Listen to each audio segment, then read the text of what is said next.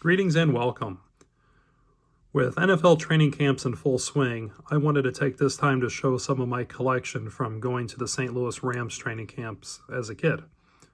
By the time the Rams had moved from LA to St. Louis, I was 9 years old and already ensconced as a Colts fan. And yes, my Colts fandom predates Peyton Manning and pretty much started with Jim Harbaugh. But yet, professional football in St. Louis for the first time in 9 years was pretty exciting. And the Rams quickly became my NFC team and my second favorite team.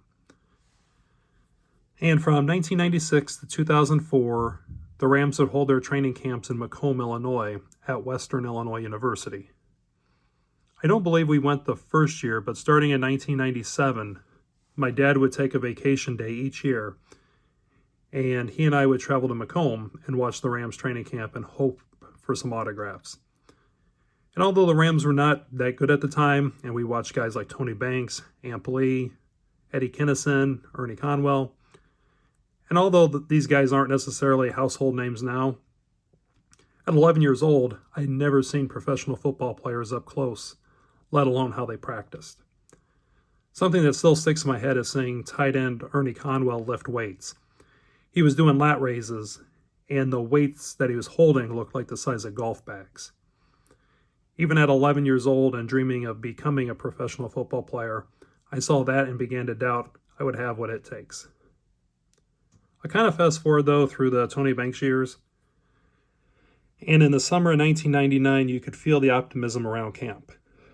The Rams drafted Torrey Holt and Dre Bly, traded for Marshall Faulk, and got rid of Tony Banks and brought in Trent Green, which moved Kurt Warner up from third string to backup. And everyone knows how that turned out. And for the life of me, I do not remember Kurt Warner in camp in 1999. But fresh off the Super Bowl and training camp in 2000, Kurt Warner was the guy. And Kurt Warner was always fan-friendly. Marshall Faulk? No, not fan-friendly. But the first time I met Warner, I had bought this helmet for autographs, and I was just needed something handy for players to sign as they were leaving practice. And I have guys like Kevin Carter, defensive ends, and defensive end Grant Wistrom, both guys I became huge fans of. It's Ryan Tucker, pen kind of smudged. Even have Trent Green on here. But Warner would be like the last to leave practice, and he signed for every single person who was in line. But my problem was he missed me. So I went back in line and tried to get his autograph, and he missed me again. And this happened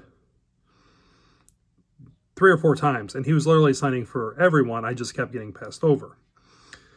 Finally, one of the last times, security approaches me, who's walking with Warner, and he scolds me for getting like 5 items signed by him.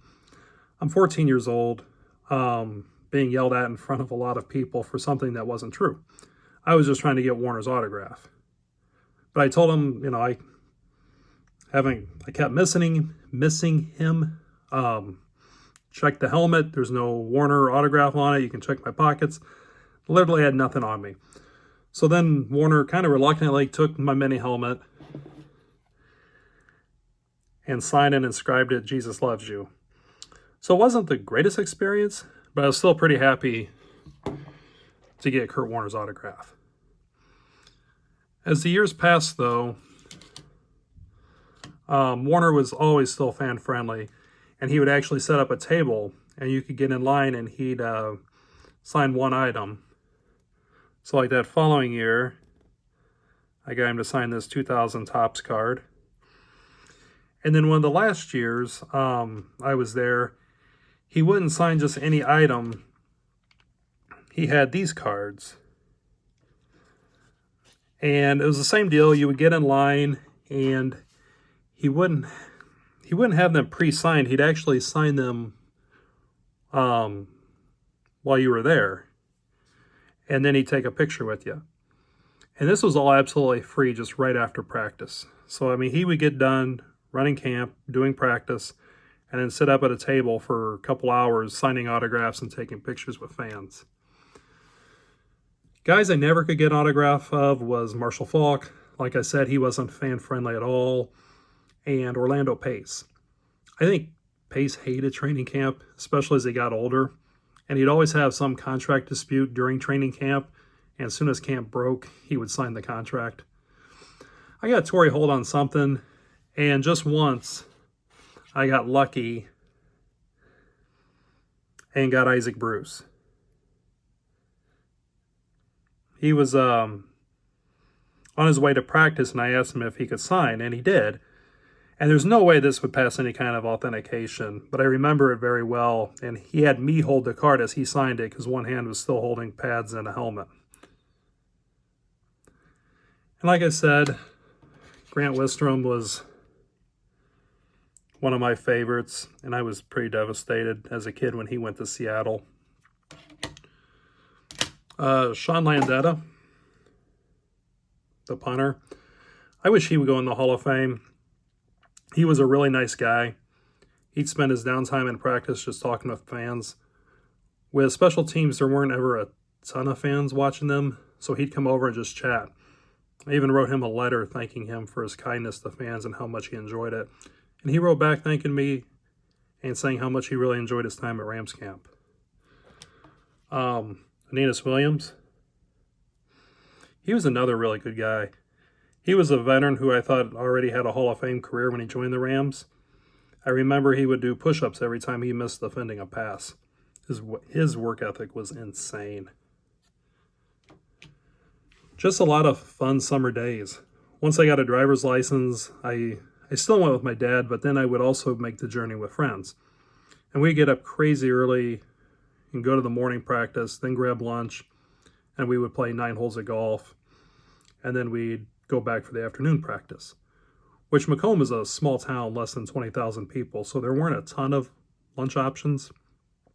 So there was a good chance you would eat lunch with some of the players, especially if they wanted to get off campus for a while. I was always drawn to tight ends and offensive linemen because those were the positions I played in high school. So I was always thrilled when walking away with any of their autographs. Kyle Turley, he was really cool when he came over from New Orleans. I also got him on a Sports Illustrated at somewhere. Adam Timmerman and Andy King, both offensive linemen. They always seem to really appreciate the fans. I think backup tight end Cam Cleland. And then guys just like Dane Looker. Like, I would follow their career for years, just kind of hoping they'd make a roster or make the team. Just fun following them through the season. It was such great times. But then in 2005, those announced the Rams wouldn't be returning to Macomb and they would stay in St. Louis for camp. And 10 years after that, they left St. Louis for good. And as a team that used to be my second favorite team, my favorite NFC team, when they returned to LA, that feeling was gone. And just left with good memories. So thank you all for watching and enjoy your collection.